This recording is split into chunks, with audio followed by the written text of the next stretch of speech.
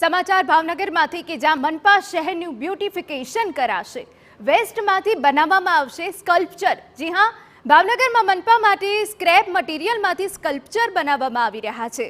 લોખંડના ભંગારથી 30 સ્કલ્પચર બનાવવામાં આવશે, જે જાહેર સ્થળોના બ્યુટિફિકેશન માટે ઉપયોગમાં લેવામાં આવશે, જેમાં મેક ઇન ઇન્ડિયાનો લોગો, ભારતનો નકશો, પેલિકન સિંહ, સરદાર પટેલ, મહાત્મા ગાંધી સહિતના અલગ અલગ પ્રતિકૃતિની પસંદગી કરવામાં આવી છે। આ સ્કલ્પચરને શહેરના પૂર્વ, પશ્ચિમ અને સેન્ટ્રલ ઝોન સહિતના 30 અલગ અલગ વિસ્તારોમાં મૂકવામાં આવશે।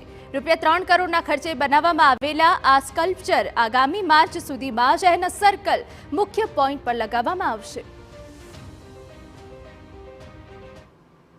પ્લાસ્ટિકના વેસ્ટ હોય કે લોખંડના વેસ્ટ હોય એનામાંથી બેસ્ટ બનાવવાનું એક આપણે અભિગમ હાથ ઉપર લીધું છે। એના અંતર્ગત 3 કરોડના ખર્ચે આપણે જે મેટલના સ્કલ્પચર્સ જે જુદા જુદા શહેરના સ્થળ ઉપર મૂકવાનું છે, જેમાં જુદી જુદી આકૃતિઓ એટલે કે જુદા જુદા સ્કલ્પચર્સ જે ભાવનગરની આઈડેન્ટિટીને દર્શાવતું હોય એના લોખંડના વેસ્ટ જે આપણા અહીંયા જે પડ્યું છે એનામાંથી ડેવલપ કરવામાં આવશે અને શહેરના જુદા જુદા ચોક ઉપર, જુદા જુદા જંકશન ઉપર એને